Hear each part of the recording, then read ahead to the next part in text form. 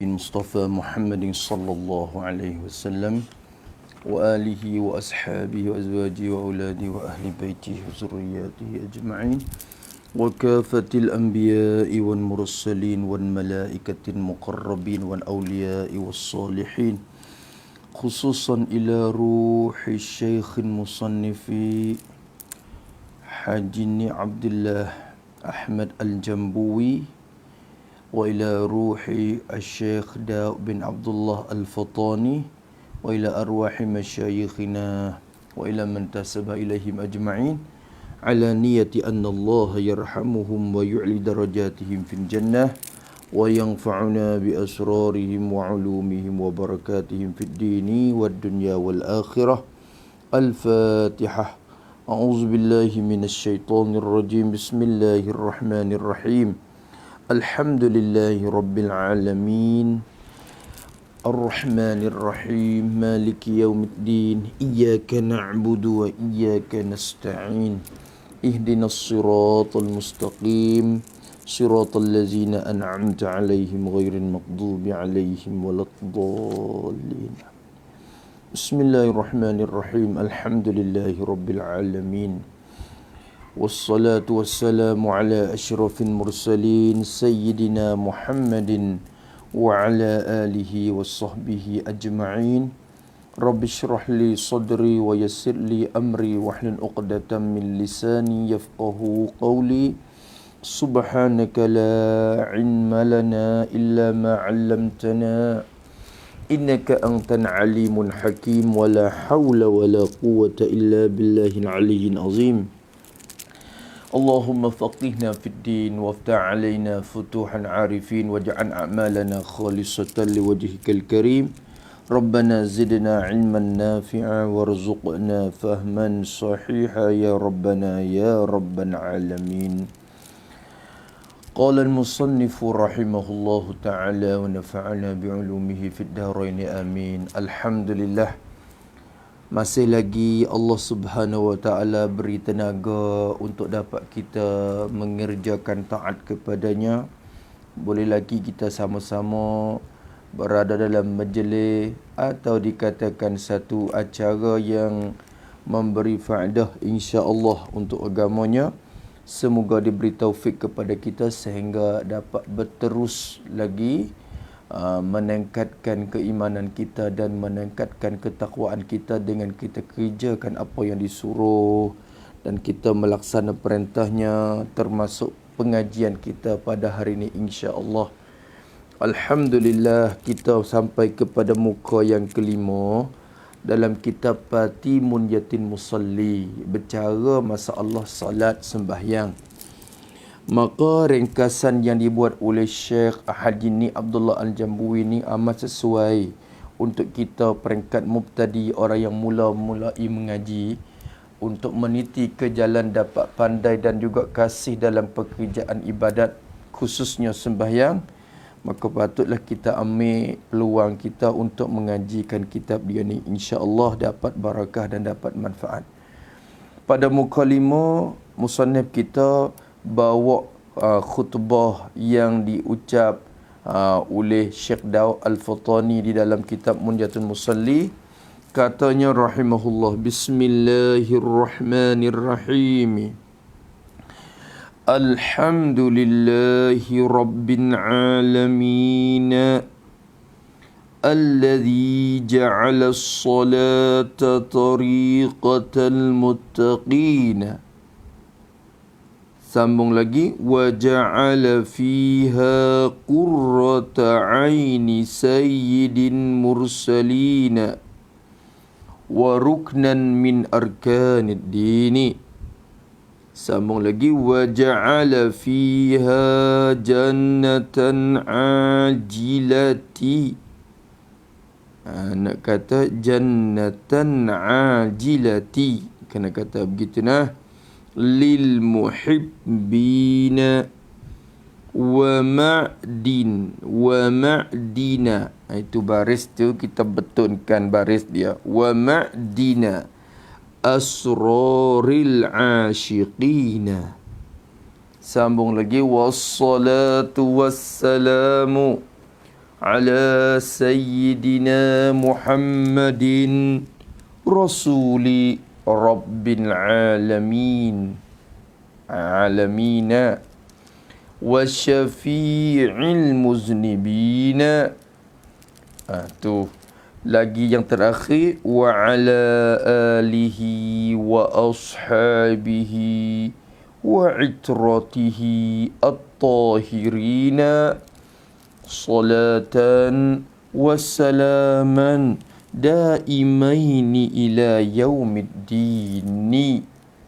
Tengoklah, kita betulkan dulu baris-baris dalam bahasa Arab tu.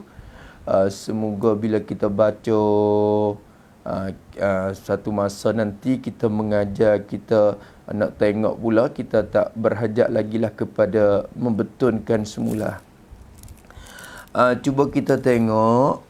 Musannaf berkata Bismillahirrahmanirrahim. Beliau mulai risalah ni dengan Bismillahirrahmanirrahim, dengan nama Allah. Jadi aku mengarang risalah ini dengan nama Allah. Siapakah Allah? Ar-Rahman, yang sangat pemurah, yakni yang sangat memberi nikmat kepada segala hamba-Nya. Allah Ta'ala yang sangat beri nikmat kepada segala hamba. Dia tidak pandang kepada orang yang dia beri itu, sama ada orang itu kufur dengan dia ataupun beriman dengan dia. Dia holot segala bantuan dan juga nikmat kepada hamba tersebut. Kalau Allah pandang kepada keimanan ketika diberi nikmat itu, tentu orang kafir walaupun setegak air pun, setitik air pun tak akan diberi minum. Kerana apa? Kerana derhaka kepada dia. Tetapi dengan sebab sifat Rahman yang ada pada Allah, kesian belah dia itu merakumi dan meratai segala hamba-hamba, segala makhluk-makhluk Allah Subhanahu Wa Taala. Lagi pula Ar-Rahimi, sifat lagi pula yang Rahim, yang amat sayang kepada hamba yang beriman. Sayang kepada hamba yang beriman, khususnya pada hari akhirat nanti. Dia akan masuk ke syurga akan orang-orang yang beriman kepada dia. Dengan dunia ni dia beri taufik, beri iman, beri Islam kepada dia, sehingga akhirnya akan menjadi sebab untuk dia dapat masuk syurga Allah Subhanahu Wa Taala. Itu punca daripada sifat Rahim Allah. Itu kita tak bahaskan dengan cara panjang lebar. Maka kita masuk khutbah dia. Kata musannaf, Alhamdulillahi Rabbil Alamin, Alladhi ja'ala as-salata tariqatal muttaqin. Puji-puji sekalian kepada Allah. Puji-puji sekalian. Dia buat rokom ulangan tu. Puji-puji. Isyarat kepada berbagai-bagai pujian. Kena tulis gitu. Puji-puji yakni segala bagai kepujian itu. Segala bagai kepujian itu, sekalian puji-puji itu kepada Allah, yakni kembali kepada Allah. Pada hakikatnya kembali kepada Allah Subhanahu Wa Taala. Kerana telah maklum kita maklum dah.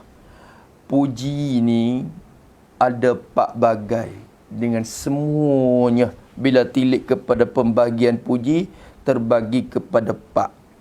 Satunya dikatakan puji qadim kepada qadim. Maknanya Allah Subhanahu Wa Taala puji akan zat dia. Allah puji akan dirinya.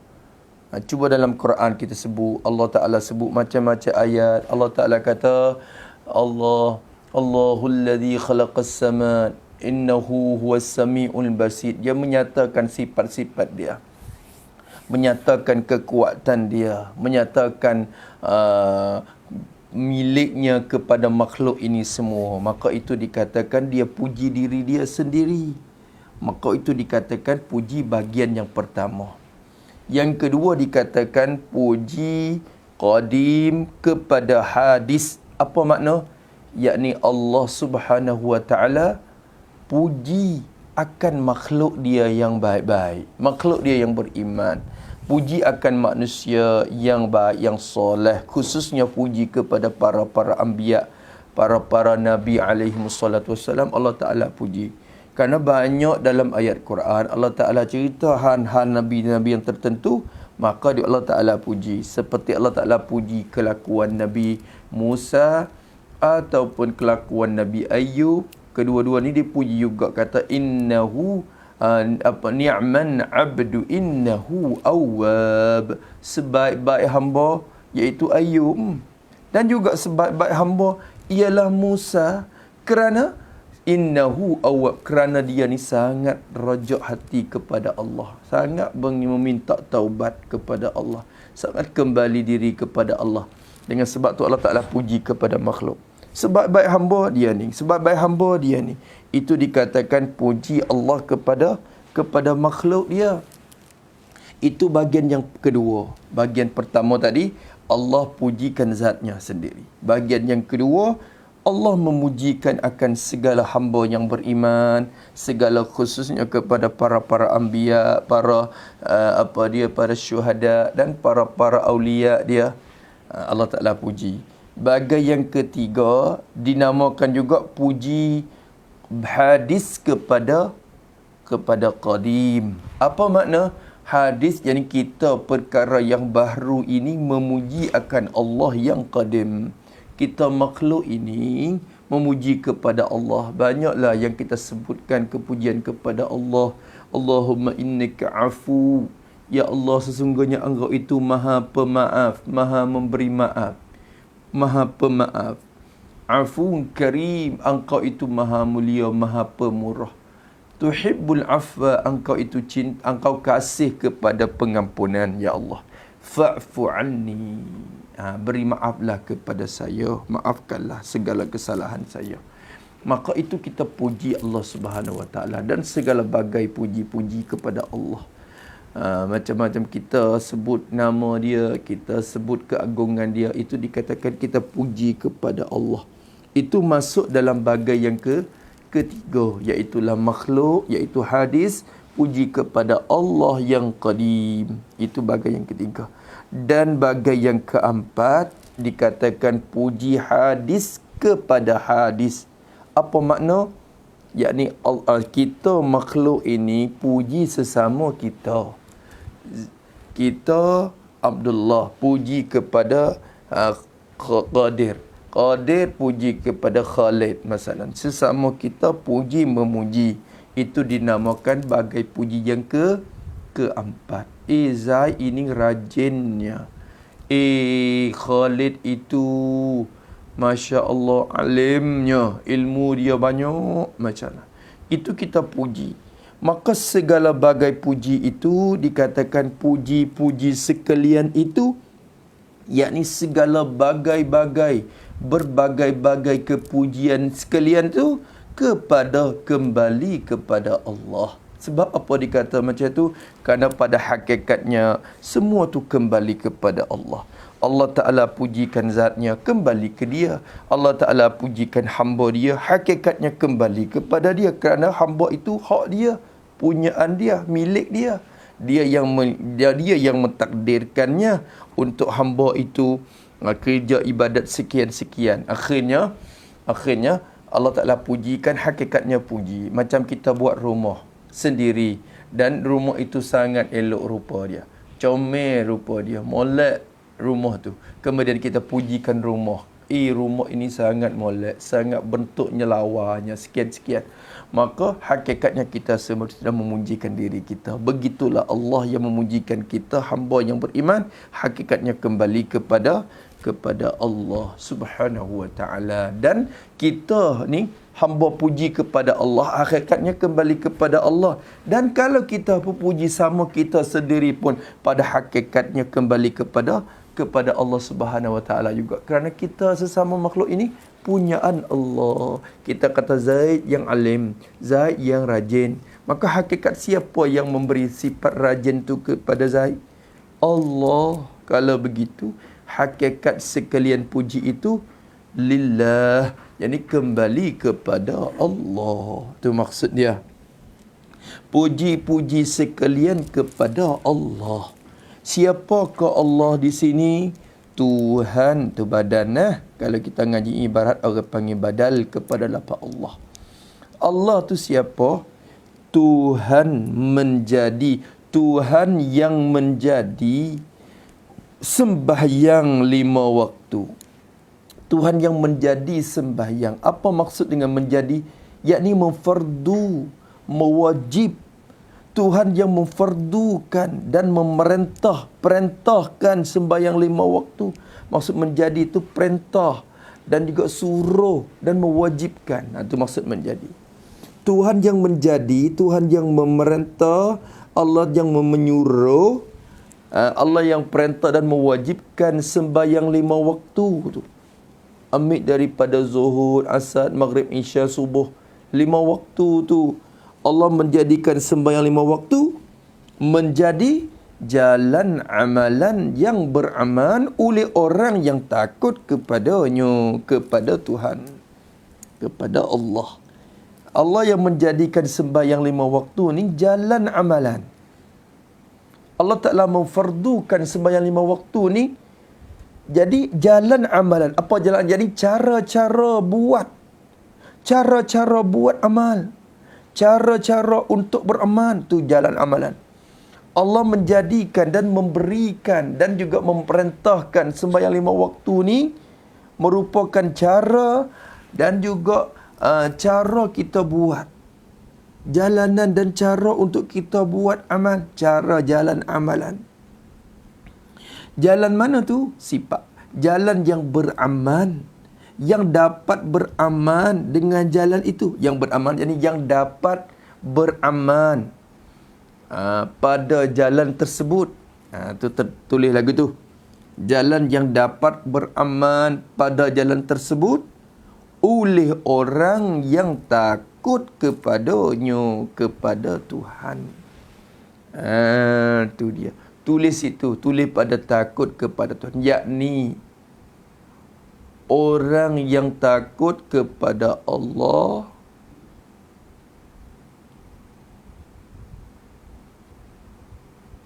akan buat amalan untuk berdamping diri kepada Allah. Tulis itu dulu. Untuk berdamping diri kepada Allah. Maka amalan itu ada beberapa caranya.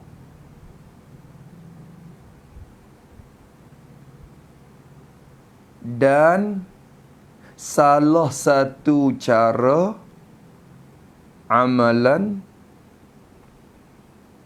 yang terbaik bagi orang yang bertakwa untuk berdamping kepada Allah ialah sembahyang yang difardu oleh Allah. Tulis macam tu. Sembahyang yang difardu oleh Allah Subhanahu Wa Taala. Kita orang yang beriman ni macam-macam jalan ni untuk kita berdamping diri dengan Allah Subhanahu Wa Taala. Banyak kita buat amal, kita berzikir, kita puasa, kita sedekah, kita buat macam-macam aktiviti dan juga kerja-kerja yang diperintah oleh Allah Ta'ala. Maka salah satu jalanan bagi kita orang yang bertakwa kepada Allah untuk mencapai kepada mardatillah, kepada keredaan Allah Ta'ala, ialah sembahyang yang difardukan kepada kita. Dengan sebab itulah musnah kita puji Tuhan yang menjadikan sembahyang itu sebagai jalan amalan yang beramal oleh orang yang takut kepadanya, kepada Allah Subhanahu Wa Taala. Masya Allah, Masya Allah. Alhamdulillah, sembahyang itu 5 waktu ini khusus kepada umat Muhammad sallallahu alaihi wasallam. Sembahyang 5 waktu tidak pernah diperintah kepada umat sebelum kita. Maka syukur kita kepada Allah Subhanahu Wa Taala. Itu pun rahmat dia yang meringankan dari 50 sampai kepada 5 salat. Itu pun sangat dah rahmat dia kepada umat ini. Cuba kita tengok lagi. Kata musannif rahimahullahu ta'ala wa nafa'ana bi'ulumih. Wa ja'ala fiha qurrata 'aini sayyidin mursalin wa ruknan min arkanid din. Dan Tuhan menjadi Tuhan yang menjadikan. Maksud menjadi, yakni yang menjadi. Dan Tuhan, puji juga kepada Allah, Tuhan yang menjadi di dalam sembahyang ini. Tuhan yang menjadi. Apa makna menjadi? Yakni Tuhan yang menimbulkan, menghasilkan, menimbulkan. Itu maksud menjadi. Allah Ta'ala Tuhan yang menimbulkan dalam sembahyang. Dalam sembahyang, apa makna dalam sembahyang? Yakni pada ketika sembahyang, ketika kita kerja salat, ketika kerja sembahyang, angkat takbir Allahu Akbar. Bila mulai salat, dalam keadaan kita salat dan kita sembahyang hadap kepada Allah Subhanahu Wa Ta'ala tu, Allah menimbulkan dan menjadikan dalam sembahyang kita tu sejuk dan tetap mata hati.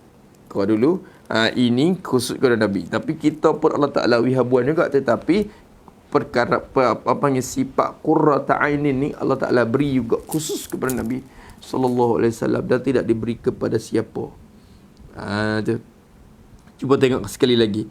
Dan Tuhan yang menimbulkan di dalam, jadi pada ketika sembahyang ini sejuk, jadi perasaan sejuk. Tu. Dan tetap, yani dan tenang mata hati bagi Nabi Muhammad sallallahu alaihi wasallam. Allah menimbulkan ketika sembahyang tu, Allah menimbulkan perasaan sejuk dan tetap. Sejuk ni bukan sejuk di luar, sejuk hati.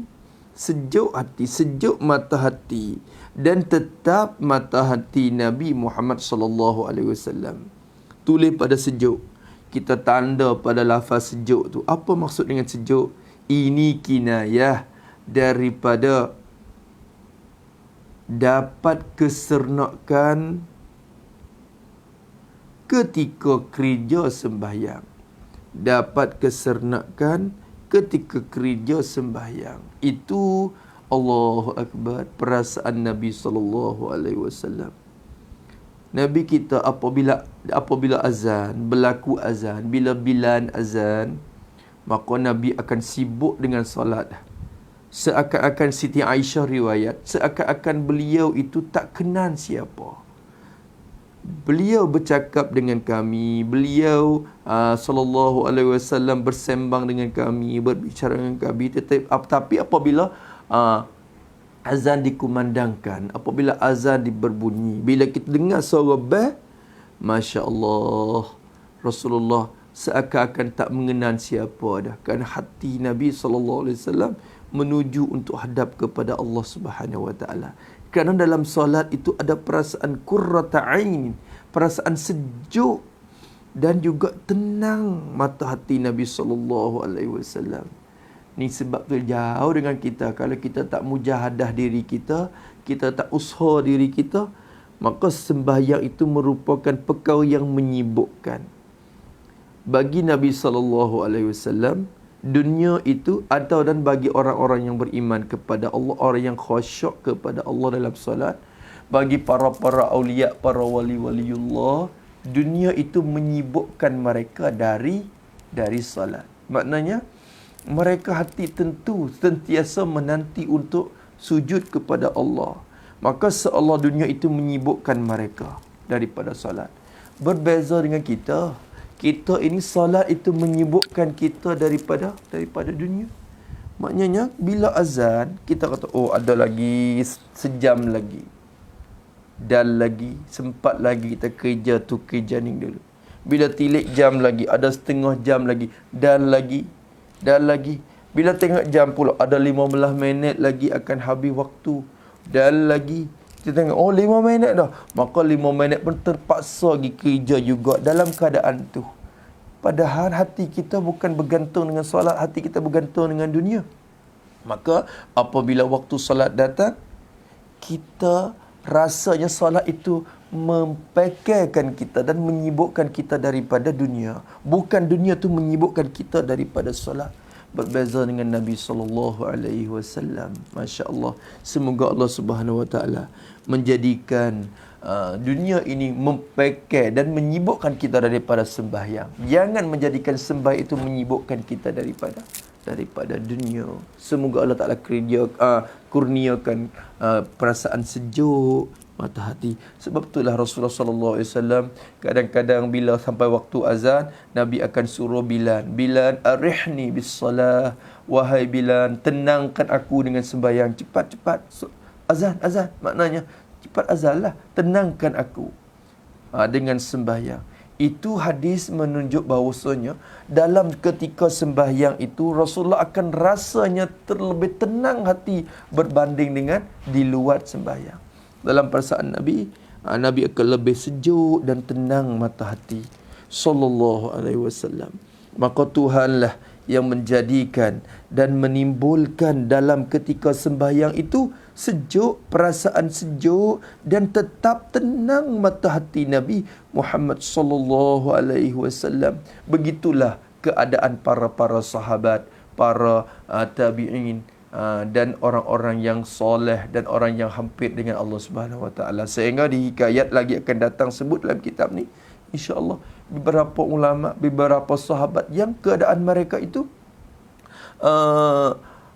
rasanya tenang dalam solat.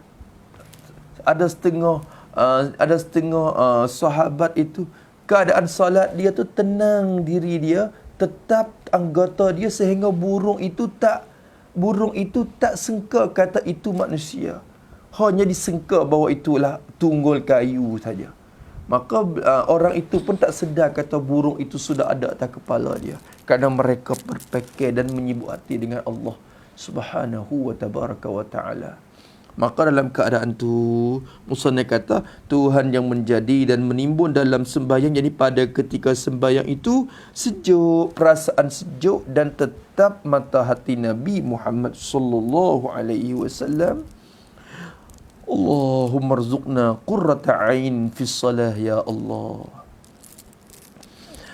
Siapakah Nabi Muhammad sallallahu alaihi wasallam itu? Badal, penghulu sekalian Rasul, ketua bagi sekalian Rasul, ketua bagi sekalian utusan-utusan Allah. Semua utusan Allah tu banyak, ramai. Maka dalam ramai-ramai utusan Tuhan, yang jadi ketua dan penghulunya Rasulullah sallallahu alaihi wasallam, Sayyidin Mursalin. Itu bila Rasulullah menjadi penghulu bagi segala Rasul, bermakna kita umat dia pun jadi penghulu bagi sekalian umat yang sebelum daripada kita. Maka sekalian umat Nabi itu ramai, tapi umat yang paling utama umat Nabi Muhammad sallallahu alaihi wasallam.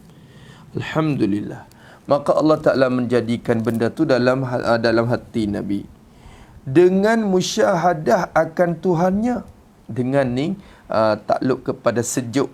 Jadi sejuk mata hati, Allah Ta'ala menjadikan dalam mata hati, dalam ketika sembahyang tu Allah jadikan perasaan sejuk dan tenang mata hati. Sejuk dan tenang tu dengan sebab musyahadah akan Tuhannya. Dengan sebab musyahadah. Apa makna musyahadah? Jadi dengan sebab dapat menyaksi oleh hati Nabi. Kata kita. Musyahadah, maksud musyahadah di sini musyahadah qalbiyah. Musyahadah hati. Dapat menyaksi. Dengan sebab dapat menyaksi oleh hati Nabi SAW. Dapat musyahadah dan menyaksi hati Nabi akan Tuhan. Ini akan kebesaran Tuhannya. Tuhan bagi Nabi Muhammad sallallahu alaihi wasallam. Ketika salat, bila diangkatkan takbir, hati Nabi akan timbul perasaan musyahadah, dapat menyaksi kebesaran Tuhan. Kita ni orang-orang yang jauh dengan Allah Subhanahu Wa Taala, hati tu sibuk dengan dunia sehingga ketika kita salat, kita sembahyang pun rasa besar dunia lagi daripada Allah. Tak rasa besar lagi. Cepat-cepat salat untuk tunaikan. Kita buka kedai, Maka ketika pelanggan-pelanggan duk banyak, customer kita, luka kita tu banyak tu, kita rasa Allah, kalau aku tinggal pergi salat, kita akan rasa rugi. Rasa ruginya 5 minit yang kita sujud kepada Allah, kita rasa kita ni sudah kehilangan kelabaan tu banyak. 5 minit pun 10,000 dah, aku akan tidak untung, aku rugi. Masya Allah. Maka ketika dia takbir pun buat dengan cepat-cepat, perhati dia tu tak rasa kebesaran kepada Allah Subhanahu Wa Taala, bahkan nampak kebesaran perniagaan dia lagi. Sebab itulah kita bermohon kepada Allah dengan kita mengaji kitab Faridatul atau Munyatil Musalli ni, kita dapat juga Allah Ta'ala kurnia perasaan musyahadah hati, kita dapat menyaksi kebesaran Tuhan ketika kita melakukan sembahyang, insya-Allah. Maka tu penghulu sekalian Rasul, dengan sebab dapat menyaksi oleh Rasul akan Tuhan, akan kebesaran Tuhan. Masya Allah, Masya Allah, tabarakallah. Habis itu, alhamdulillah. Dan sembahyang juga. Jadi dan Tuhan menjadikan sembahyang juga satu rukun daripada rukun Islam yang 5. Allah Ta'ala sembahyang juga, yakni Tuhan yang menjadikan sembahyang juga satu rukun, satu perkara asas, satu tiang asas. Tu rukun dengan makna tiang asas, kerana rukun tu orang panggil rukun yang majaz, bukan rukun hakiki. Bukan rukun hakiki, maknanya tiang asas daripada rukun-rukun Islam, tiang-tiang Islam yang 5 maknanya. Tu satu rukun daripada rukun Islam yang 5. Tulis pada satu rukun. Jadi bahkan sembahyang ini ialah rukun yang terbesar sekali apabila dibanding dengan rukun yang lain. Apabila dibanding dengan rukun yang lain. Masya Allah, alhamdulillah. Alhamdulillah. Satu rukun. Jadi rukun di sini dengan makna perkara-perkara yang besar dalam Islam.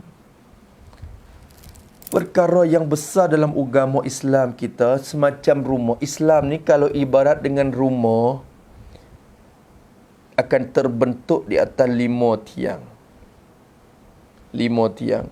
Maka dibangunkan rumah Islam ini di atas 5 tiangnya. Maka 5 tiang itu dikatakan tiang asas. Tiang asas untuk tertegaknya rumah tidak runtuh. Bukan bermakna ada 5 ni saja, kerana ada lagi tiang kecil-kecil tu, tapi tiang besar-besarnya 5 ni. Maka 5 ni dikatakan rukun Islam. Rukun Islam. Ada syahadah la ilaha, menaik saksi bahawa tidak ada Tuhan melainkan Allah. Adanya rukun solat, adanya sembahyang, adanya puasa, ada zakat, ada haji. Maka 5 tu 5 tiang asas dalam agama. Dalam 5 tiang itu, tiang tengahnya apa? Salat. As-salatu imaduddin. Sembahyang itu merupakan tiang tengah bagi rumah. Tiang tengah ni penting. Kalau tiang tengah tak ada, akan runtuh juga walaupun ada tiang-tiang lain. Akan runtuh juga binaan yang tersebut. Maka sembahyang ini satu rukun daripada rukun-rukun Islam yang 5. Yang 5 rukun. Alhamdulillah. Maka itu nikmat yang kita tak boleh disyukur, tak habis mensyukur kepada Allah Subhanahu Wa Taala. Tak habis kita terima kasih. Salah satu amalan, kalau Allah Ta'ala tak bagi zakat, tak bagi puasa pun, beri sembahyang itu pun rasa besar dah, cukup dah dengan nikmat yang diberi. Apatah lagi Allah Ta'ala kurniakan beberapa nikmat amalan yang lain lagi untuk dapat berdamping diri dengannya. Maka syukur musannah kepada Allah Subhanahu Wa Taala yang menjadikan sembahyang itu satu rukun daripada rukun-rukun Islam yang 5. وَجَعَلَ فِيهَا جَنَّةً عَاجِلَةً lil muhibbina jannata an ajilati. Kita baca baris bawah ajilah kerana berlaku idhafat nama dia. Kalau kita mengaji dalam ilmu nahwu, di sini orang panggil mudhaf ilaih. Idhafat jannah kepada al-ajilah tu dikatakan idhafat mausub kepada sifat lah, berbentuk idhafat. Wa ja'ala fiha jannatan ajilati lin muhibbina wa ma'dina asraril asyiqina. Dan Tuhan, ini semua atap kepada Tuhan yang menjadi dulu. Jadi puji-pujian itu tertentu dengan Allah. Kembali rojak kepada Allah, Tuhan yang menjadikan sembahyang itu sebagai cara ibadat untuk mendamping diri kepada Dia. Tuhan yang menjadikan salat itu dapat ketenangan untuk hati Nabi kita SAW, sehingga dapat musyahadah kebesaran Tuhan pada ketika salat sembahyang. Dan Tuhan yang menjadikan sembahyang itu satu rukun daripada rukun Islam yang 5. Lagi pula, dan Tuhan menjadikan di dalam sembahyang, dan Tuhan yang menjadi dalam sembahyang. Maksud dalam sembahyang ni maklum lah.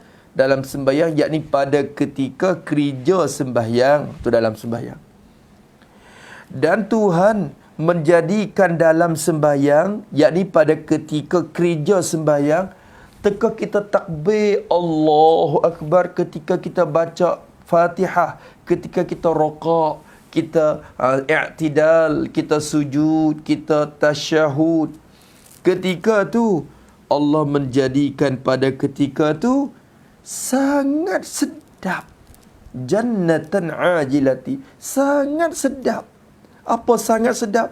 Yakni perasaan seronok yang sangat-sangat sedap. Bukan sedap ni sedap di lidah kita, itu sedap masing manis. Tapi sedap ni sedap maknawi, sedap yang tak boleh bayang, tak boleh kita cerita. Dikatakan zauq, perasaan yang tak boleh kita ceritakan. Sangat sedap. Sangat sedap. Jadi perasaan seronok yang sangat-sangat. Rasa seronok. Ini martabat solat bagi mereka yang muhibbin. Orang mereka yang cinta kasih kepada Allah Subhanahu Wa Taala. Kita ni kalau cinta kepada dunia, bila berbanding cinta kepada Allah, lebih cinta kepada dunia, tak akan timbul perasaan sedap dalam. Bahkan jadi menyibuk pula. Bahkan sembahyang itulah mengkacau hati kita. Solat itulah tidak tenang hati kita. Masya Allah. Waliyazabillah min zalik. Tu di akhir salat, di akhir zaman ni pun, tuan-tuan yang dirahmati Allah sekalian, jaga-jaga. Salah satu perkara yang diangkatkan selain daripada diangkatkan ilmu pengetahuan di akhir zaman ini, Allah Subhanahu Wa Taala akan angkatkan juga perasaan khusyuk, tawaduk dalam solat, dalam ketika solat. Banyak yang solat tetapi sifat khusyuk dia tu tidak ada, tidak timbul. Maka sangat rugilah kita kalau kita tidak usaha untuk mencapai kepada martabat itu. Maka Allah Subhanahu Wa Taala menjadikan ketika sembahyang tu sangat sedap. Masya Allah, sedap. Sedap macam mana? Seolah-olah syurga dunia. Tu. Syurga dunia ini, kalau kita mengaji ibarat tu, kita akan fahamlah tu. Idhafah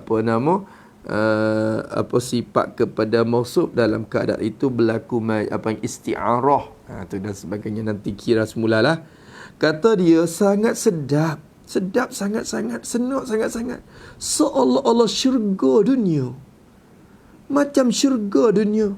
Tu ajilah. Syurga yang segera didapat di dunia. Syurga dunia seolah-olah semacam syurga dunia. Ini yakni syurga yang kita dapat di dunia. Tu. Macam syurga lah. Solat ni macam syurga. Ini bagi mereka yang muhibbin, yang musannaf, pengarang kita akan sebut lagi akan datang. Kalau selain daripada muhibbin, sembahyang dia kadang-kadang merupakan satu siksaan. Macam neraka pula dah. Panasnya, aduh. Imam baca panjangnya. Allah, bila nak rokok, bila imam nak iktidan, bila imam nak sujud, bila imam nak bangkit dari dia sujud, bila nak sudah, bila nak siap solat ni. Allah, satu seksa yang besar pula bagi mereka yang tidak muhibbin, tidak kasih kepada Allah Subhanahu wa taala. Maka alhamdulillah, Tuhan yang menjadikan dalam sembahyang itu sangat sedap, seolah-olah syurga dunia, syurga yang kita segera dapat di dunia. Sebab itulah Allah Subhanahu wa taala berfirman di dalam Al-Quran, waliman khafa maqama rabbih jannatan. Bagi mereka yang takut kepada kebesaran Allah Subhanahu wa taala, khususnya di dalam solat dan di segala ibadat, mereka takut kepada Allah dan sentiasa hati ingat kebesaran Allah Subhanahu wa taala. Bagi mereka ini jannatan, Tuhan akan bagi dua syurga, syurga dunia dan syurga di akhirat. Syurga di akhirat, itu syurga yang kita sedang menanti-nanti.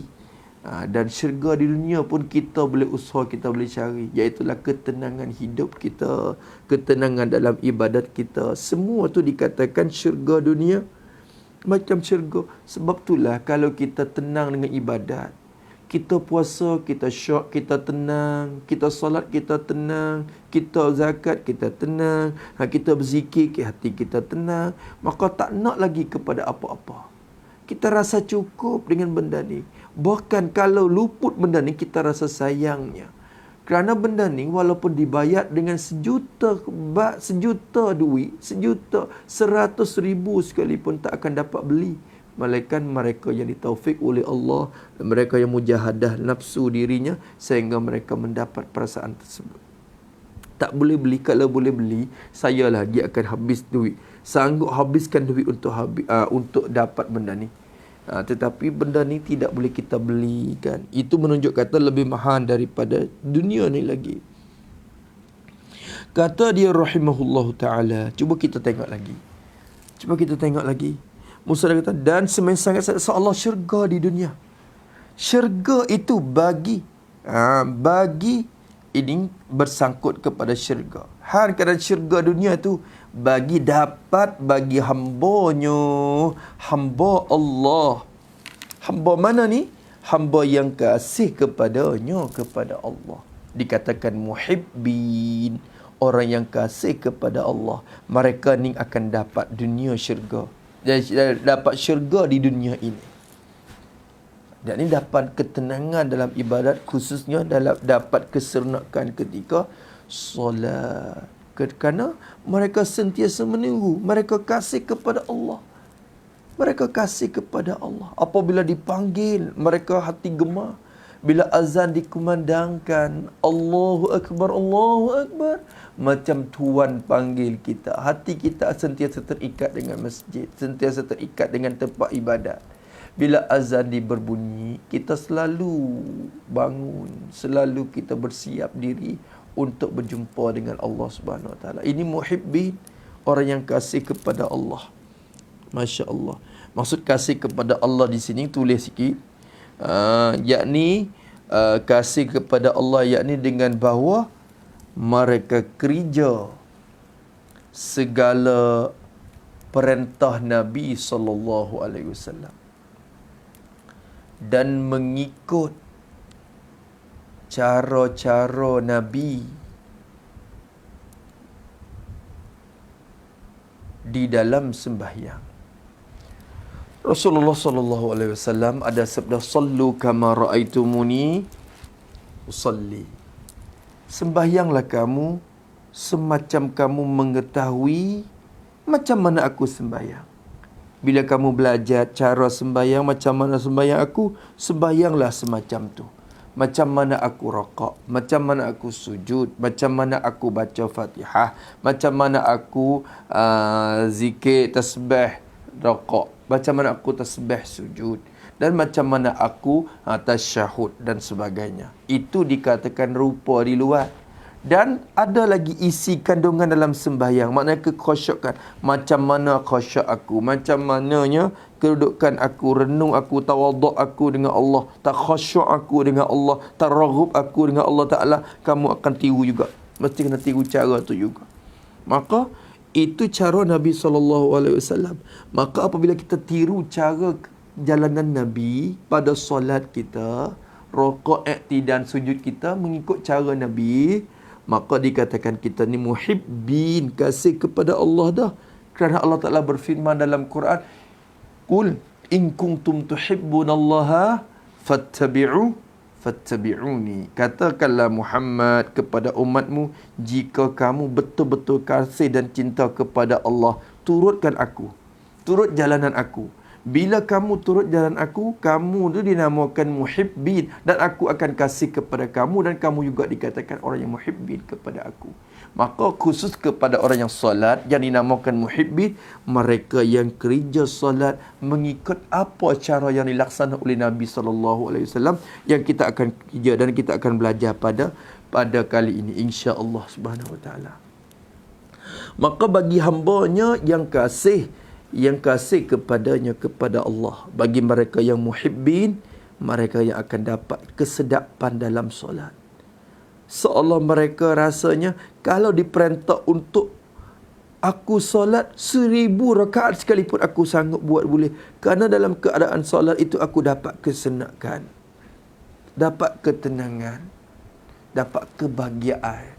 Sehingganya sekira diperintahkan untuk rokok 5 minit, 10 minit, berjam-jam pun aku dapat buat. Rasanya macam tu. Kerana mereka memang sedap.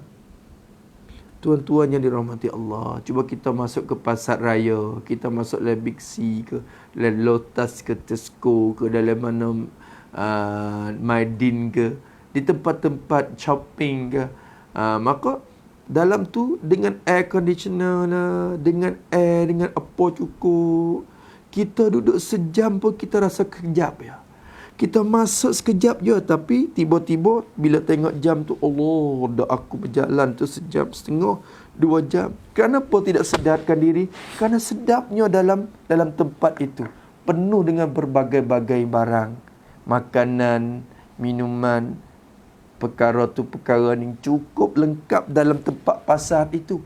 Maka dengan ketenangan pula, dengan air, dengan apa semua kehidupan kita rasa sedap. Kita rasa sekejap saja bila kita berjalan di dalam tu. Begitulah para muhibbin, orang yang kasih kepada Allah, bila mereka salat 4 rakaat tu rasa kejap saja, walaupun mereka berdirinya berjam-jam sekalipun, mereka rasanya sekejap saja. Cuba tengok Rasulullah SAW, beliau tu berdiri malam sehingga bekak kaki-kaki. Kerana apa? Kerana tidak sedarkan diri dah. Dalam keadaan solat itu, beliau tidak sedarkan diri bahawa itu kaki sudah lengahnya, bekaknya dan sebagainya. Kerana hati itu sentiasa dapat ketenangan dan kesedapan dalam solat. Masya Allah, tabarakallah. Sangat sedap seolah syurga bagi hamba yang kasih kepadanya.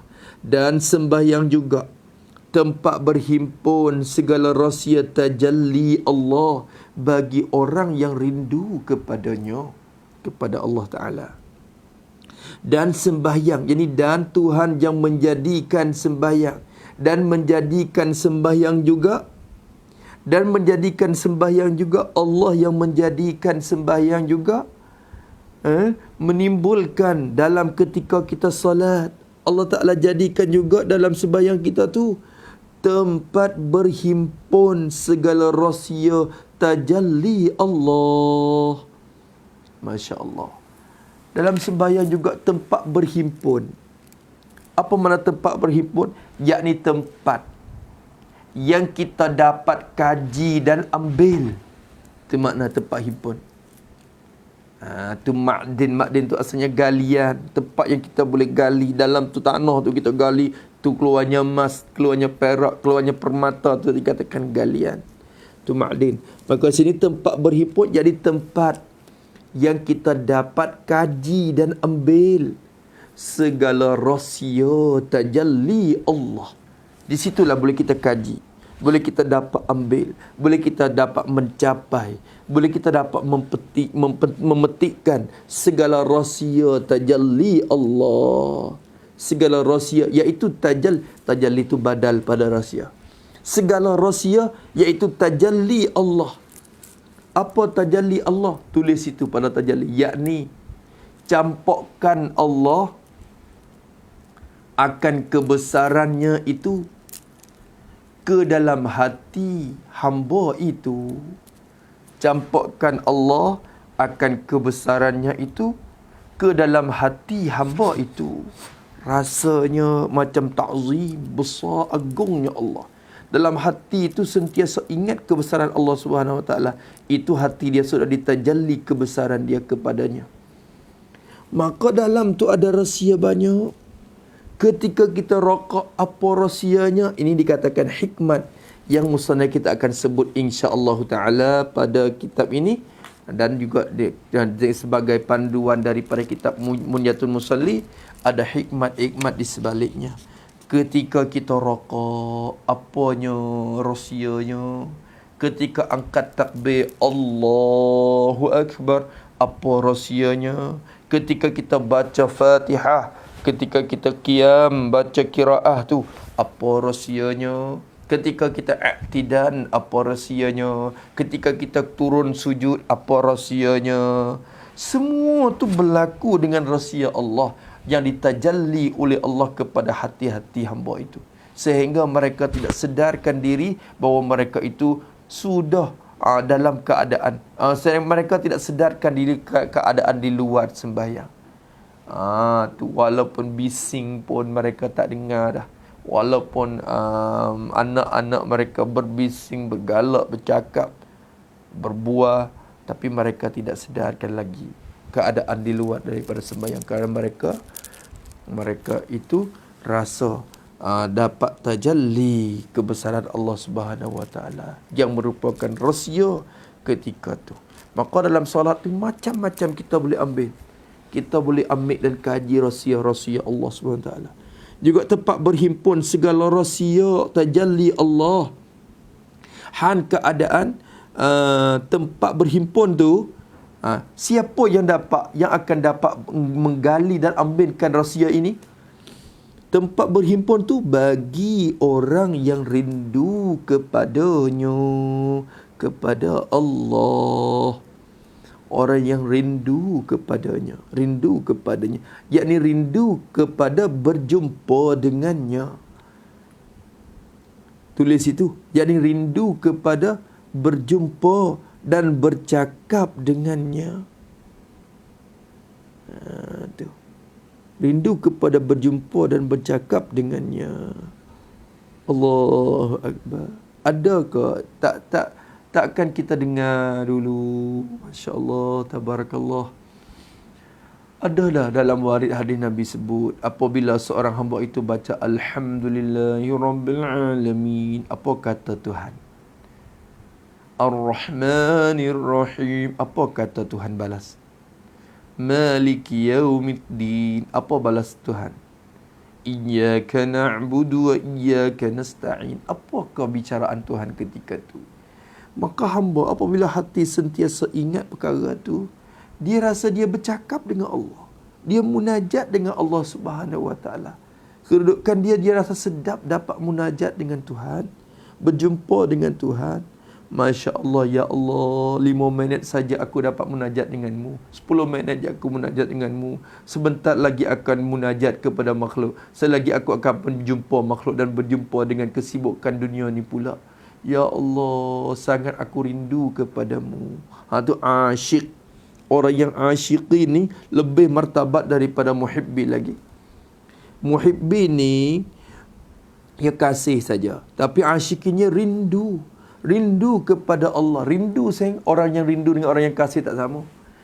Ibarat kita kasih kepada seorang wanita, contohnya, maka bila kita kasih kepada dia, kita rasanya untuk nak berkeruduk dengan dia, kita ingin untuk nak bernikah dengan dia, kita rasa kita berkahwin dengan dia, masalah.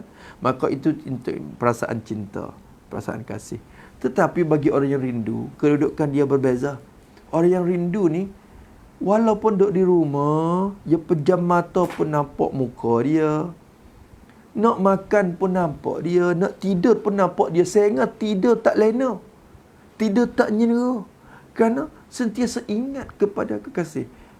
Tengok jam pula bila nak pagi. Bila pagi, Allah, aku akan berjalan di depan rumah dia. Kalau pergi waktu malam tu nampak sangat-sangat gila pula. Kalau orang kata gila pula, pergi pusing-pusing rumah orang. Disangka jahat pula. Lalu tu tunggu waktu pagi untuk walaupun tengok di tangga dia pun kita rasa segar hati. Bila tilik pada pohon kayu atau bunga-bunga di tepi rumah dia pun, walau tak jumpa Tuhan pun kita rasa gemar hati, tenang hati. Maka orang yang asyik ni, tidur mereka tak tidur. Cuba tengok para a'immah, para ulama, para awliya. Mereka tak tidur-tidur. Kerana tidur ni menganggapkan satu kerugian bagi mereka. Kerana hati mereka sentiasa rindu untuk dapat berjumpa dengan Allah Subhanahu Wa Taala.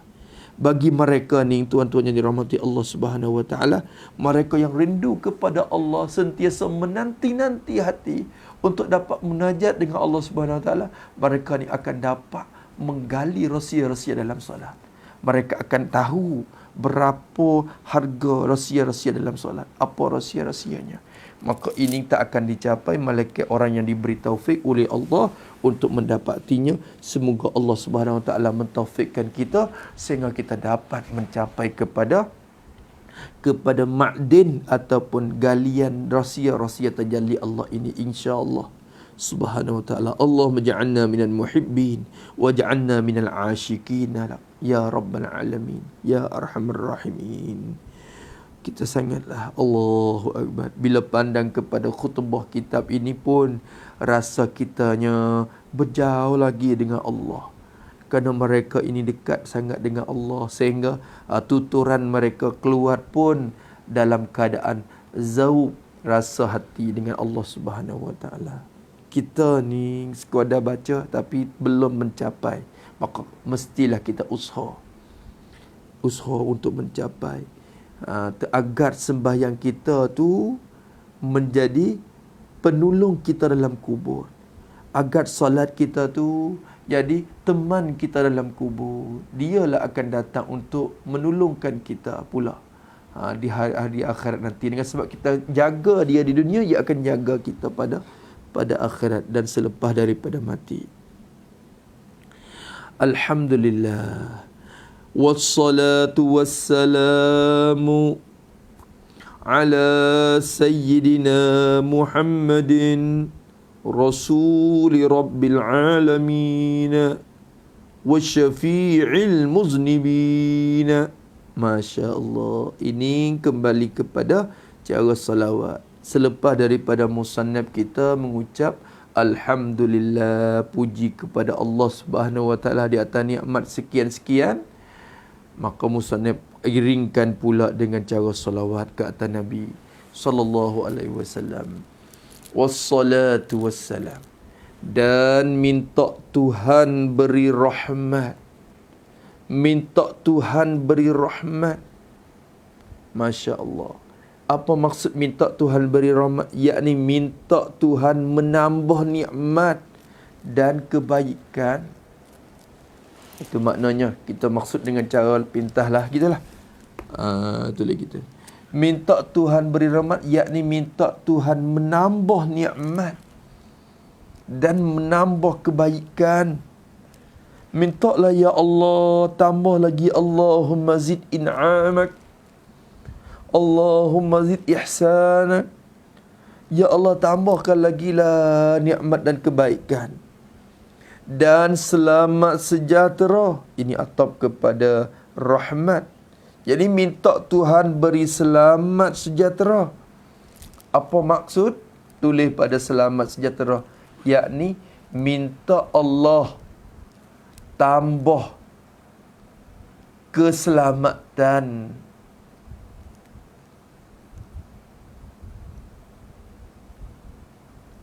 dan kesejahteraan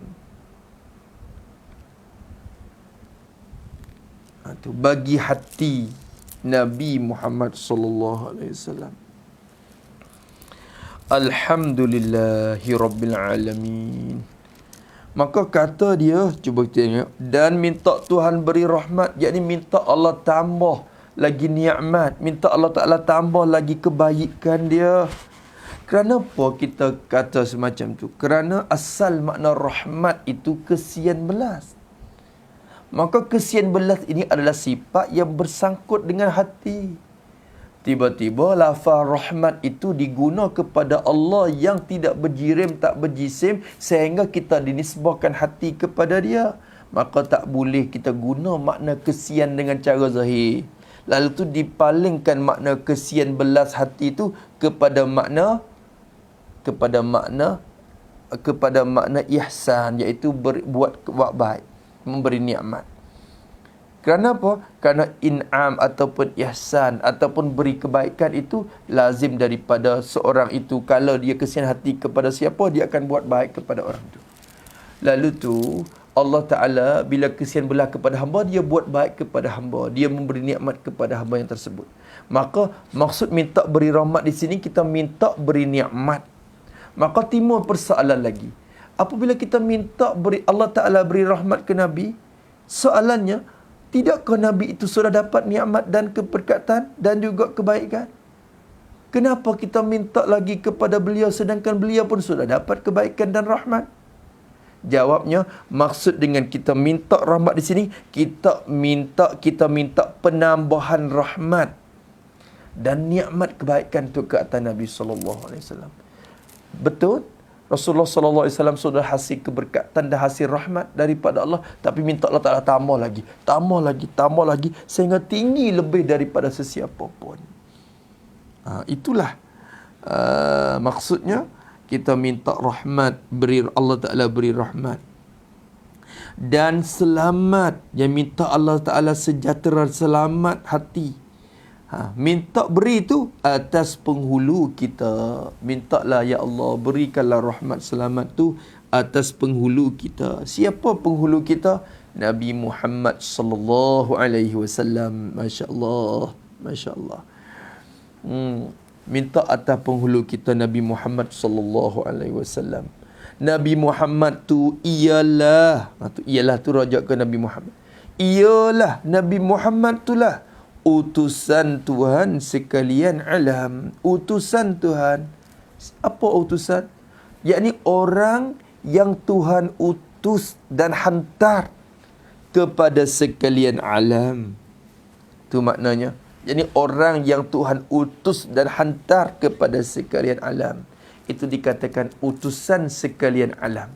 Masya Allah, Masya Allah. Maka kita minta rahmat daripada Allah supaya Allah Ta'ala beri kepada Nabi Muhammad yang jadi utusan bagi sekalian alam. Murad dengan sekalian alam di sini khusus kepada manusia dan jin lah, sebagai Rasul. Ulama berlaku khilaf, ada perselisihan di kalangan ulama radhiyallahu ta'ala anhum. Rasulullah sallallahu alaihi wasallam ini dihantar kepada siapa? Adakah Rasul dihantar kepada selain daripada manusia dan jin? Itu berlaku khilaf ulama pada perkara ini. Sebagian ulama berpendapat bahawasanya maksud dihantar ini, Rasulullah tidak dihantarkan kecuali hantar kepada manusia dan jin je. Kerana manusia dan jin ini adalah golongan yang akan dibebankan segala perintah Allah kepada mereka. Lalu tu dihantarkan Rasul untuk menceritakan bagai-bagai perintahan Allah Ta'ala kepada mereka. Ada sebagian ulama berpendapat bahawasanya Rasulullah ini merupakan utusan bagi sekalian alam. Dengan maksud Allah Ta'ala hantarkan Nabi ini untuk manusia dan jin. Dan Allah Ta'ala hantarkan juga Nabi ini untuk binatang. Dan Allah Ta'ala hantarkan juga Nabi ini untuk para malaikat yang maksum. Maka dalam makhluk Allah Subhanahu Wa Ta'ala ini, Allah hantarkan Nabi untuk sekaliannya. Tetapi cara penghantaran itu berbeza. Dihantarkan Nabi kepada manusia dan jin, dikatakan hantar itu merupakan hantaran untuk memaksakan hukum ke atas dua golongan ini. Sebaliknya, para malaikat dan juga segala binatang-binatang dihantarkan Rasul kepada mereka bukan bertujuan untuk memaksa dan membebankan hukum, hanya dihantarkan mereka untuk memuliakan mereka. Dikatakan irsal tashrif, bukan irsal taklif nama dia. Kalau itu malaikat pun menjadi Allah Taala hantar Rasul kepada para malaikat ni pun untuk memuliakan para malaikat. Allah Taala hantarkan Rasul kepada para binatang itu pun dikatakan untuk memuliakan ciptaan binatang itu sendiri. Memanglah kalau kita orang yang hina, tiba-tiba raja hantarkan pesuruh dia kepada kita, maka kita akan turut dia berbangga, jadi mulia dengan sebab utusan yang didatang daripada raja itu. Maka Rasulullah SAW dihantarkan kepada sekalian alam untuk memuliakan mereka dan untuk memaksa membebankan hukum khususnya kepada manusia dan jin. Maka penghulu kita Nabi Muhammad SAW ialah utusan, yakni orang yang Tuhan utus dan hantar kepada sekalian alam. Dan ialah Nabi Muhammad itulah yang ialah orang yang menuntuti melepas dosa orang yang berdosa pada hari kiamat. Dan ialah Nabi Muhammad itulah ialah orang yang menuntuti melepas. Apa makna menuntuti melepas? Yakni orang yang minta kepada Allah untuk dilepaskan seksa. Untuk dilepaskan seksa bagi orang yang berdosa. Itu maksudnya. Tu maksudnya. Allahu Akbar. Masya Allah. Bila sampai di sinilah kita amat lekat berhutang budi dengan Nabi SAW. Kita mesti bertumpang dia daripada mula kita cipta sampai kepada selama-lama. Nikmat yang kita dapat ini tumpang bertuah Nabi SAW. Cuba tengok. Dan ialah Nabi, ialah orang yang menuntuti melepas, orang yang minta daripada Allah, minta kepada Allah untuk dilepaskan siksa orang yang berdosa. Bila kau menuntuti itu? Pada hari kiamat. Minta pada hari kiamat nanti. Tuan-tuan, puan-puan sekalian, Allah, kita umat Nabi Muhammad dan sekalian umat, apabila bangkit daripada kubur nanti, wa idza nufikha fis suri, apabila ditiupkan sangkakala pada hari kiamat, semua akan dibangkit, berhimpun di satu kawasan yang bernama mahsyar, tempat berhimpun. Dikatakan mahsyar, yang kita menjadikan padang, satu padang. Padang itu tuan-tuan bukan lagi tanah yang kita biasa tahu di dunia. Bukan lagi, Allah Ta'ala sudah menjadikan tanah yang baru selain daripada tanah dunia ini. Dan akan dihimpunkan kita pada tempat yang tersebut. Dikatakan mahsyar. Pada ketika itu, segala manusia masing-masing tenggelam dalam keadaan sengsara dan kesiksaan dan kesusahan. Walaupun belum disiksa dengan cara azab dalam neraka lagi, ataupun belum lagi dinikmati dengan syurga lagi, tapi mereka sudah dapat dah sengsara dan siksaan dalam padang mahsyar.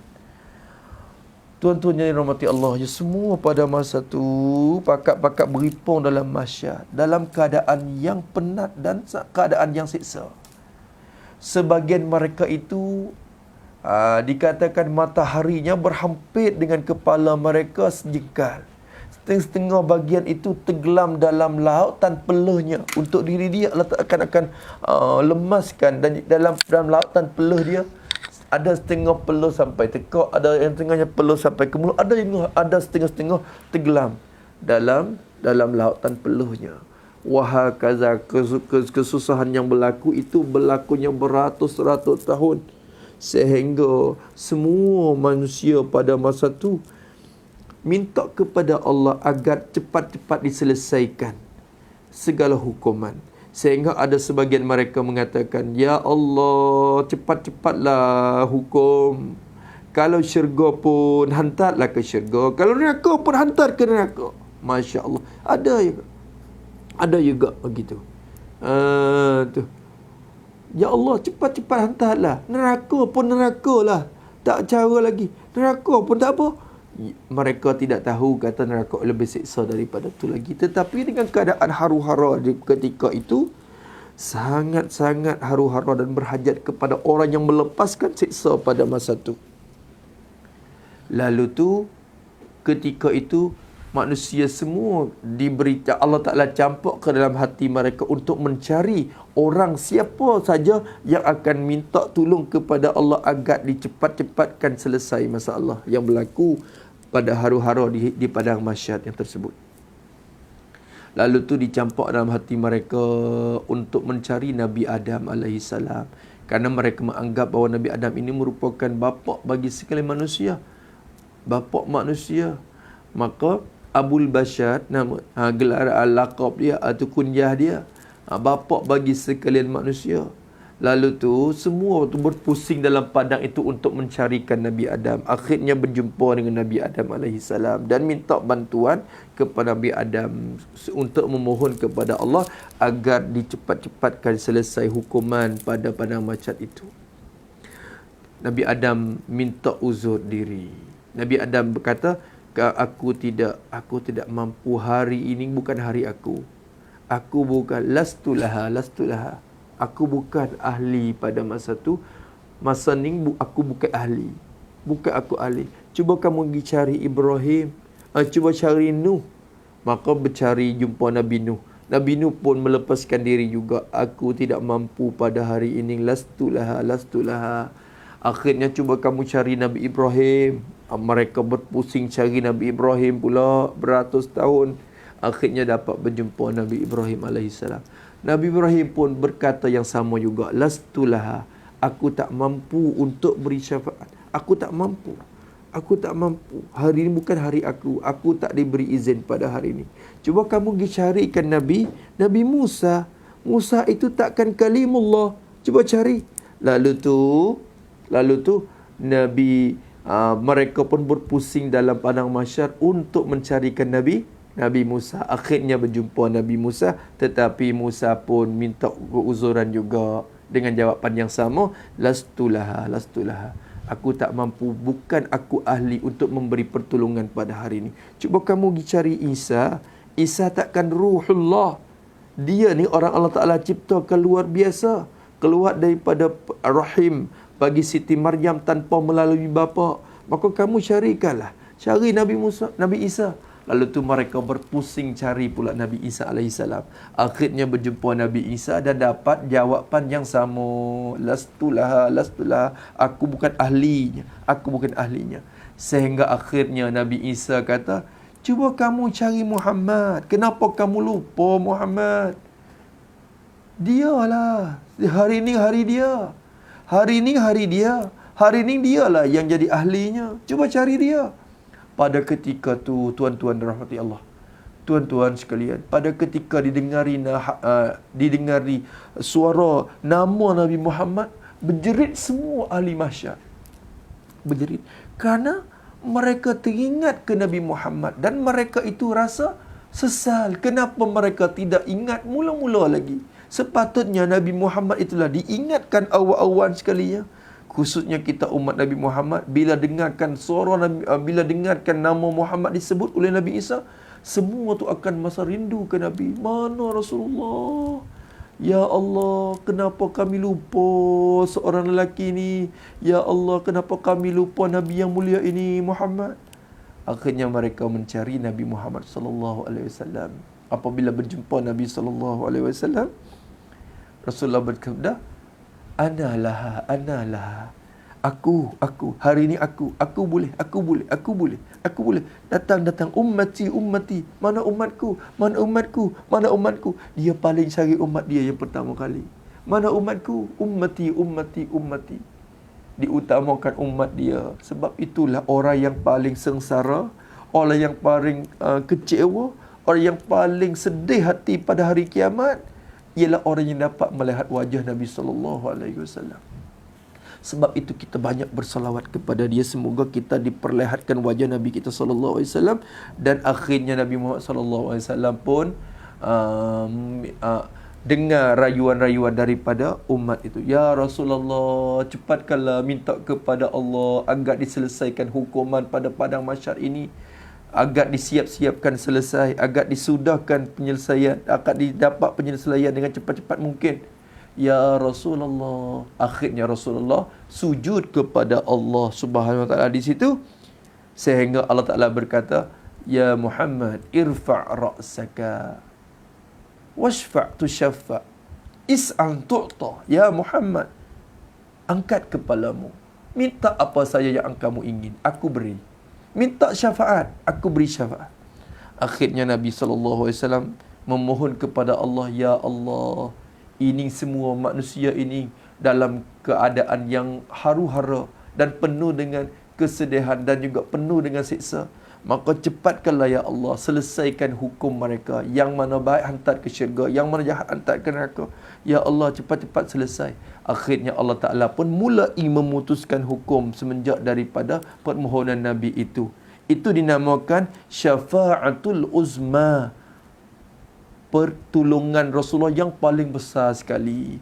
Kerana kita dengar orang yang tahfidz Quran, kita dengar mereka dapat syafaat kepada ahli keluarga dia.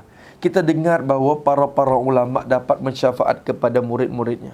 Kita mendengari bahawasanya para syuhada yang mati syahid dalam sabilillah, mereka dapat syafaat kepada ahli keluarganya. Semua syafaat yang berlaku ini berlaku setelah daripada Nabi kita sallallahu alaihi wasallam buka mulut untuk memohon kepada Allah. Maka selepas daripada Nabi kita menuntut daripada Allah agar dilepaskan seksa orang-orang yang berdosa pada hari kiamat, maka mulailah tok guru pun dapat syafaat murid dia, aulia pun dapat syafaat murid dia, para anbiya masing-masing pun dapat syafaat dia, umat dia masing-masing. Mulai daripada Nabi kita sallallahu alaihi wasallam memberi syafaat dengan secara meminta kepada Allah. Akhirnya Nabi kita pun memberi syafaat pula dengan cara khusus kepada umat dia masing-masing. Wa wajibun syafa'atun musyaffa'i Muhammadin muqaddaman la tamna'i wa ghairuhu min muqtadal akhyari yashfa' kama qad ja'a fil akhbari. Masya-Allah, disebut dalam kitab Jawharat Tauhid, Nabi kita diutamakan untuk memberi syafaat. Akhirnya yang lain-lain lagi pun mengikuti untuk memberi syafaat kepada umat-umatnya masing-masing. Kerana itulah musannaf kita rahimahullah ta'ala menyebut, dan ialah Nabi Muhammad orang yang menuntut melepaskan dosa orang yang berdosa pada hari kiamat. Semoga Allah Ta'ala menjadikan kita termasuk dalam golongan orang yang diberi syafaat oleh Nabi SAW. Semoga kita menjadi satu golongan dan menjadi orang yang dapat melihat wajah Nabi SAW pada hari kiamat. Hari yang tak berharga lah, tak berfaedah lagi, tak bermanfaat lagi harta dan anak pinak. Segala harta dan kemewahan dunia tak akan memanfaatkan pada hari yang tersebut. Wa ala alihi wa ashabihi wa itratihi at-tahirina salatan wa salaman daimaini ila yaumiddin. Dan minta, tu cuba tengok dia ada tambahan, dia katakan dan minta ini, dan minta rahmat dan selamat. Dalam kitab tu ni dikatakan berlaku salah pada pada cetakan, berlaku salah silap pada cetakan. Kalau tu asalnya kena dan minta rahmat dan selamat, tiba-tiba dicop dan dicetak begini, dan minta selamat dan rahmat. Jadi diutama lafaz selamat dulu daripada lafaz rahmat. Maka kena beki. Kita tak payah beki lagi, kerana musannaf ataupun siapa yang cetak tu dia tolong beki dah di tepi. Dia kata dan minta, rakam 2 di bawah tu, dia kata dan minta, jadi minta rahmat dan selamat, bukan minta selamat dan rahmat. Walaupun maksudnya sama, cuma di segi ibarat dia ya. Dia kena utama lafaz minta rahmat dia.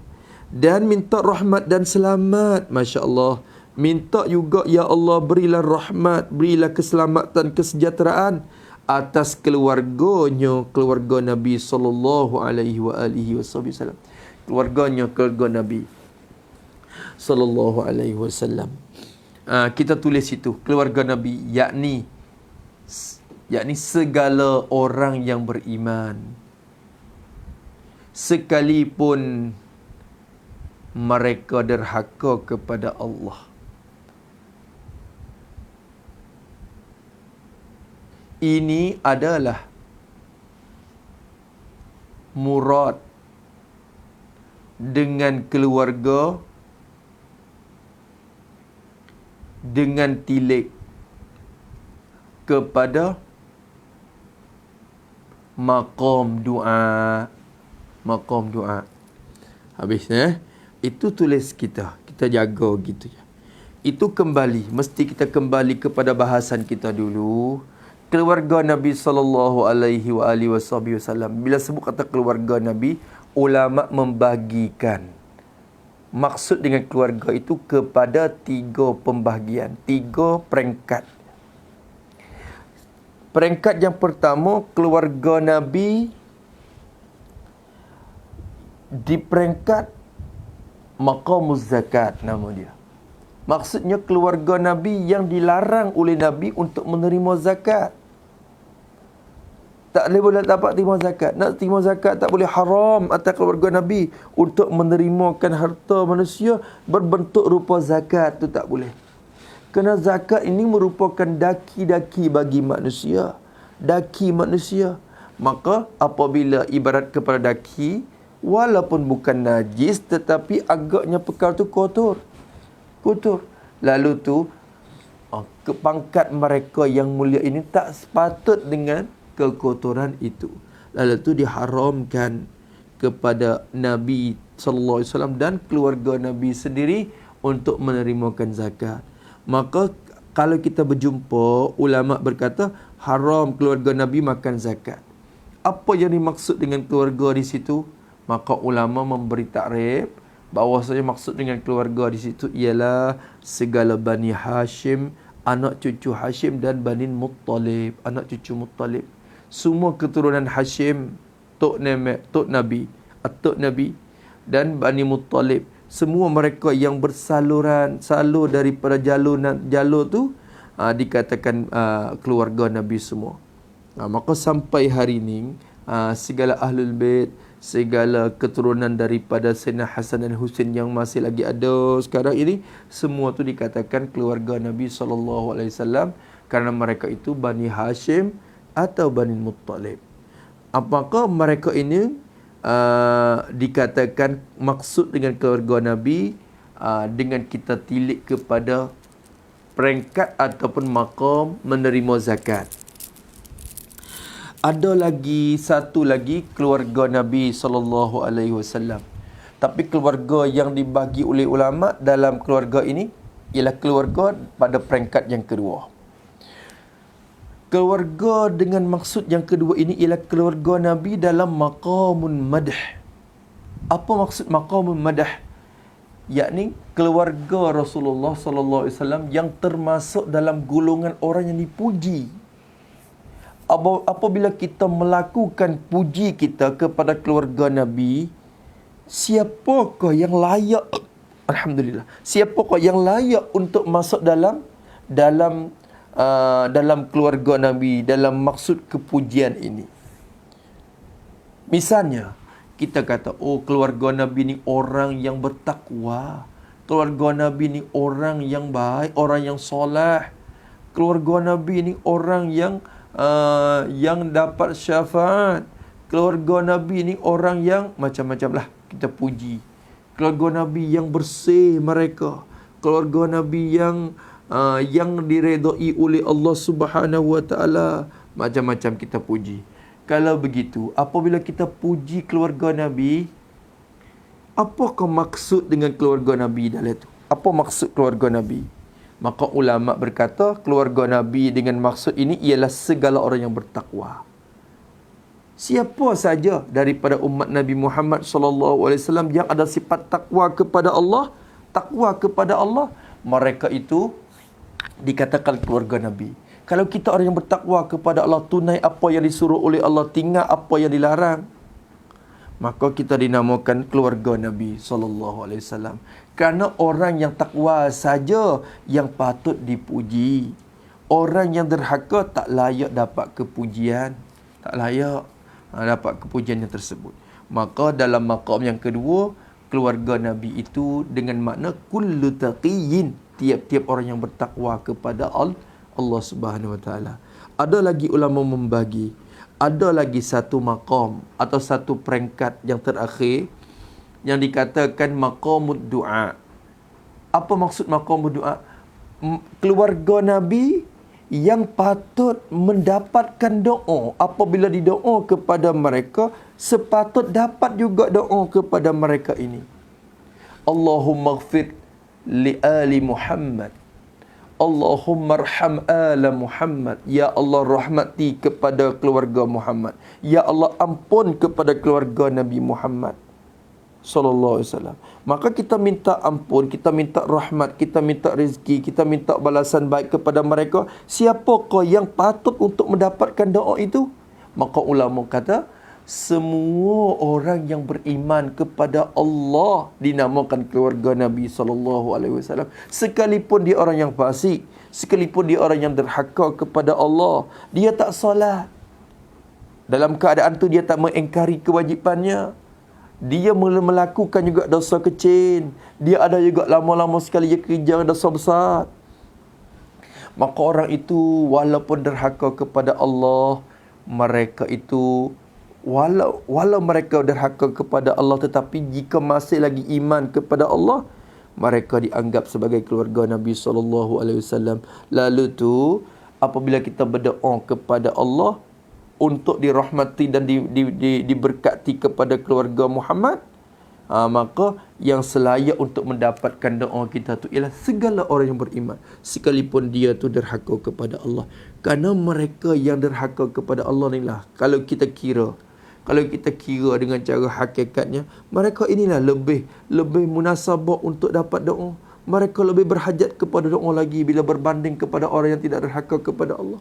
Lalu tu maksud dengan keluarga Nabi di sini ialah segala umat Muhammad yang beriman kepada Allah sekalipun derhaka kepadanya, dinamakan keluarga Nabi SAW juga. Alhamdulillah, kita ni walaupun tak masuk dalam maqam yang pertama atau tidak masuk dalam maqam yang kedua, mudah-mudahan pun masuk dalam maqam yang ketiga pun, kita pun hasil bertuah dah kita, insya-Allah. Kata dia minta rahmat juga dan selamat juga di atas keluarganya, yakni atas segala orang yang beriman, dan sahabatnya, sahabat bagi Nabi penghulu kita sallallahu alaihi wasallam, dan sahabatnya segala sahabat Nabi sallallahu alaihi wasallam. Maksud dengan sahabat, mereka yang berjumpa dengan Nabi ketika Rasulullah masih hidup, dan mereka ini sempat beriman dengan Nabi dan dibawakan keimanan tu sehingga mereka mati. Jadi mati dalam keadaan iman. Mereka ini dinamakan sahabat Nabi. Sekalipun mereka tidak sempat mendengarkan hadis daripada Nabi, tetapi mereka sempat berjumpa dengan Nabi. Walaupun sekejap masa saja dapat berjumpa dan akhirnya beriman dengan Nabi hingga mati dalam keadaan iman itu, mereka dianggapkan menjadi sahabat Nabi SAW. Maka diminta rahmat dan selamat juga turun atas sahabat Nabi SAW. Dan ikutan bagi Nabi kita SAW. Ikutan Nabi, yakni segala mereka yang mengikut jalanan Nabi dan sahabat. Itu makna. Itu ikutannya, yakni segala mereka yang mengikut jalan Nabi dan sahabat. Itu dikatakan ikutan. Ikutan dengan makna yang mengikut, bukan dengan makna orang yang diikut. Kerana bahasa Melayu ni baru ni, bila sebut ikutan ni maknanya orang yang diikut. Tu. Tapi maksud dengan musannaf di sini, ikutan dengan makna orang yang mengikut. Orang yang mengikut. Orang yang mengikut akan Nabi SAW. Mintalah ya Allah rahmat dan selamat, akan sebagai minta rahmat dan selamat yang berkekalan keduanya. Kedua minta rahmat dan selamat tu minta berkekalan, jadi berpanjangan. Mana berkekalan, yakni berpanjangan. Akan sebagai minta rahmat dan selamat yang berkekalan dan berpanjangan keduanya. Mintalah sentiasa berkekalan rahmat dan selamat tu berkekalan hingga hari kiamat, sampai kepada hari kiamat. Bukan kata minta rahmat ke Nabi itu untuk hari ini saja, atau esok saja, atau tahun ini saja. Tidak, berkekalan sampai kepada hari kiamat. Wa ba'du, nampaknya masa kita dah cukup sekadar tu dulu. Kemudian malam ini insya-Allah kita sambung lagi pada muka 6.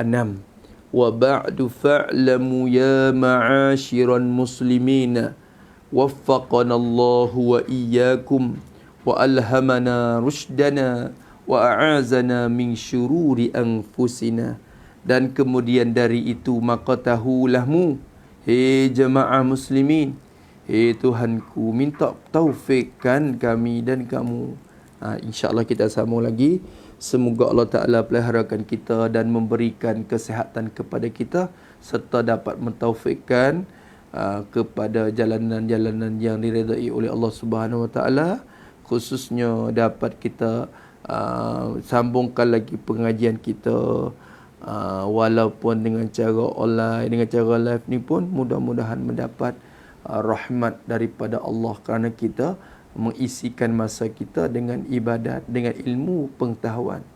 Semoga diberi lanjutan usia untuk kita sama-sama mendengarkan lagi pengajian kita Parti Munyatul Musalli pada malam ini. InsyaAllah jam 9.30 kita akan bersambung lagi. Semoga kita dapat rahmat bersama. Wassalamualaikum warahmatullahi wabarakatuh. Bismillahirrahmanirrahim. Alhamdulillahirabbil alamin. Wassalatu wassalamu ala asyrafil mursalin wa ala alihi washabihi ajma'in. Allahumma inna na'udzubika min ilmin la yanfa'u, qalbin la yakhsha, wa 'amalin la yurfa', wa du'ain la yustajab.